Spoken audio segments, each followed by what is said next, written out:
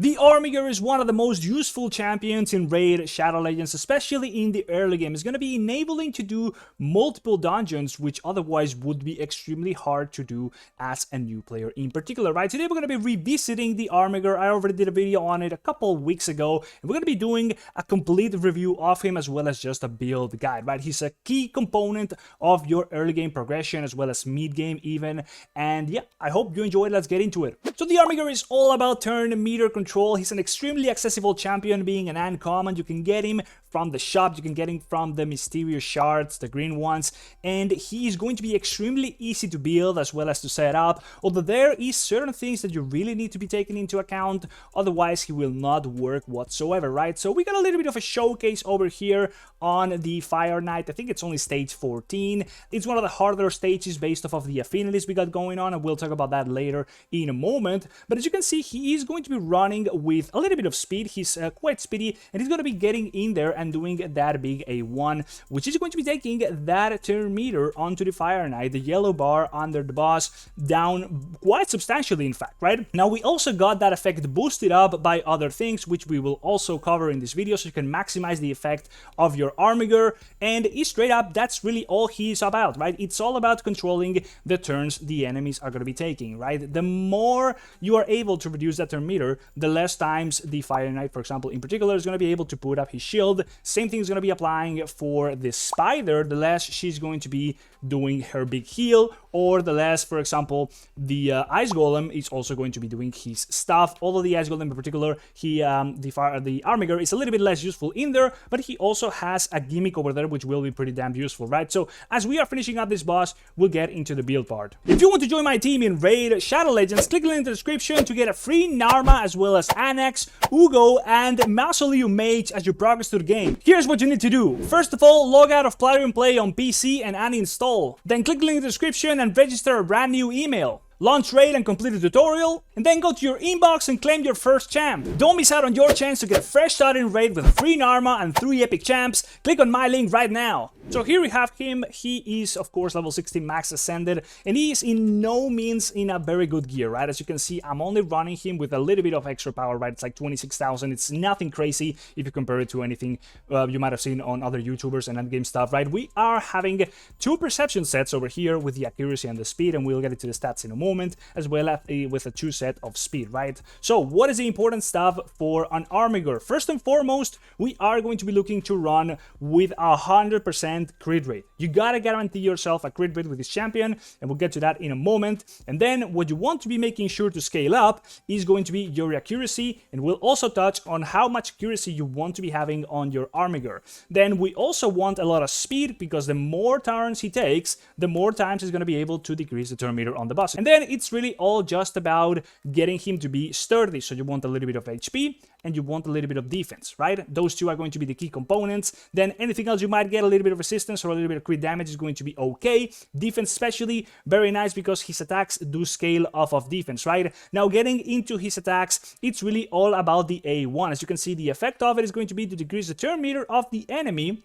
by 30% if the attack is critical. That is why we want him to always be critical striking. This effect is insanely powerful on an A1 with no cooldown, especially if we take into account that we can set up the AI, and I'll show you how to do that in a moment, so that he never uses his A2, right? This skill could totally not exist, except if we are going and fighting against the Ice Golem. But if you count that this skill is never going to be happening, you are going to be guaranteeing to every single turn that he's going to be taking, you're going to be decreasing the turn meter of the boss by a lot. Especially important to notice also that his damage scales off of defense, meaning that any attack you're going to be putting into this guy is going to be going to waste. So attack, flat attack or attack percentage is totally useless. Same thing happens with the A2, right? So you do not want any attack stats onto him, because it's defined over here that he only is going to be scaling these 2 skills based off of defense, right? Now, I mentioned we are also scaling his turn meter decreasing effects with something else, and that is the relic that I'm running over here, which is going to be doing the following, where turn meter reduction effects are boosted by 15%, meaning that, well, it's going to be doing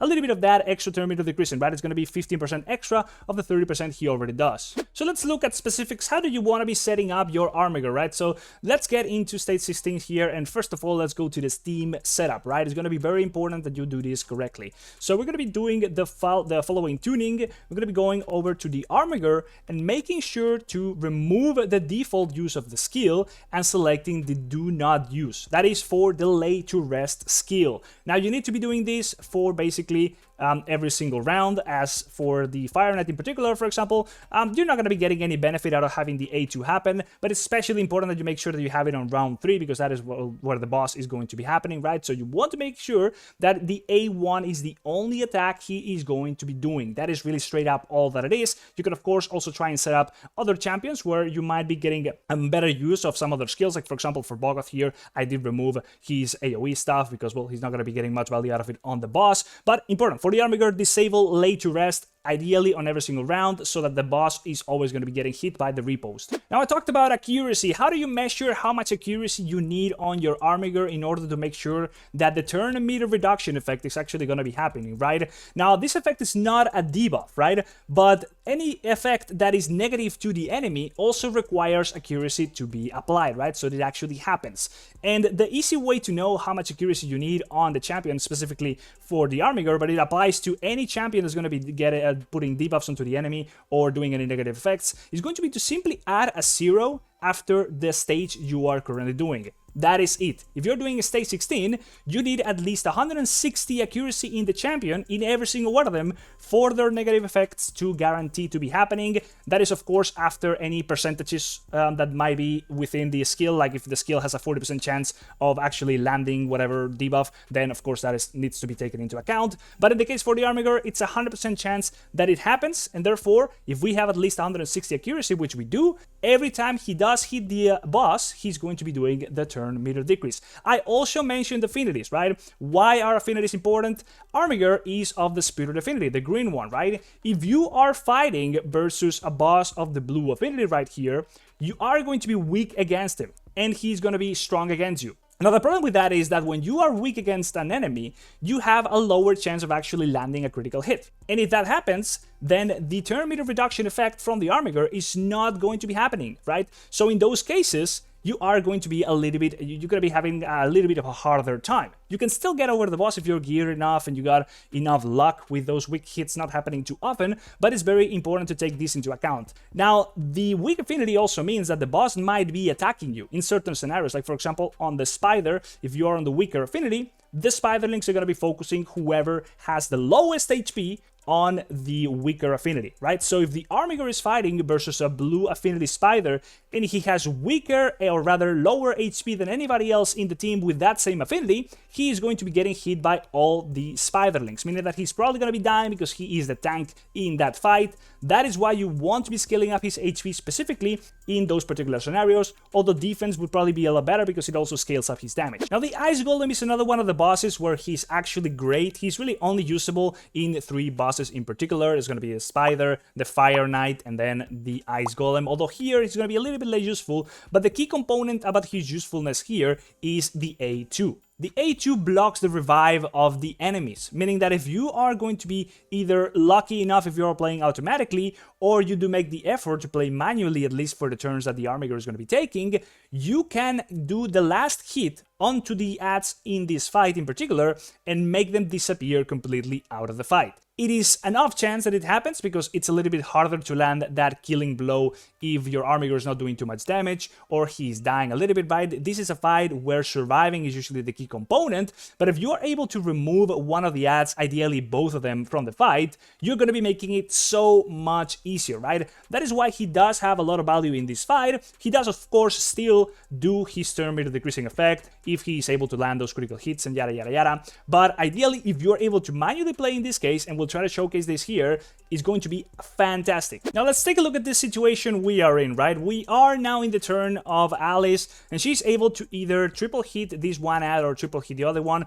or Queenslayer both of them, right? So I might actually Queenslayer and kill him, which would be alright because I'm getting rid of him for the turn, or I can try and triple hit and maybe not kill him. The idea over here would be to leave him low enough so that then whenever my Armiger turn comes around, I can last hit him with the A2. So I'm gonna be trying my luck and doing the Queenslayer over here, and he actually dies, right? So now we're gonna be trying our luck otherwise over onto the ad, although he's still pretty high HP, unfortunately, right? So we still have the A2 on cooldown because I was playing automatically before, and he did actually use it. So I'm not gonna be bothering this turn. I'm just gonna be going for a little bit of turn meter reduction onto the boss, and we'll catch it back again. So we are now in the perfect situation. We just got the ads back again after getting the boss down to 80%. That's how his passive works, by the way. We'll talk more about that in a further video.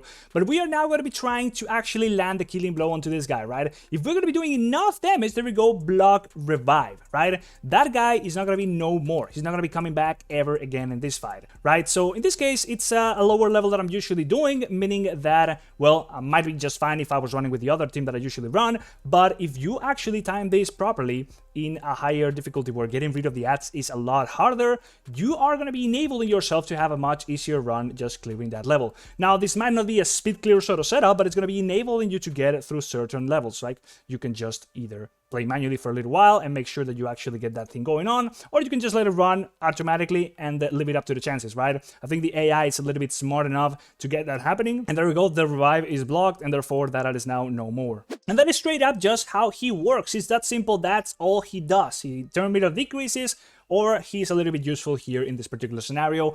Otherwise, the Armiger is really never ever used outside of these three bosses, right? But he's going to be a key component of early progression teams, right? So if you got any questions about him, drop it down below in the comment section if I missed anything about it. Before you go, please go ahead and check it out if you haven't done so. It is going to be allowing you to get so much more extra value for your money when buying things in Raid Shadow Legends, and you download it through Aptoide. You're going to be able to get massive bonuses that can get from extra 10% of the money you're spending all the way up to extra 35% of that much money, right? So picture this, the current bonus that I have is going to be allowing me to get extra 8 euros after doing this purchase as a cashback. Now, the key thing about this is that whenever I do have enough of the bonus, I'm going to be able to use them to do the purchases for me instead of actually using my real money. So as you can see, I'm just getting more value for your money. I'm not actually spending anything if I was going to be buying this. You're not losing anything whatsoever by doing this. You're just going to be getting extra value for your money, as I already mentioned. And you can also just set it up real easily by following the link down there in the description to set it up on your PC in, like, for example, an Android emulator like BlueStacks or your Android phones. It doesn't work on iOS, unfortunately. It's going to be a link, or rather a code somewhere here in the screen as well as down in the description, which is going to be allowing you to get an extra 5% bonus from the get-go if you're going to be inputting it into the Aptoide wallet. And that is basically it, guys. Hopefully you enjoyed the video. Like, subscribe, and see you in the next one. Bye-bye. See you.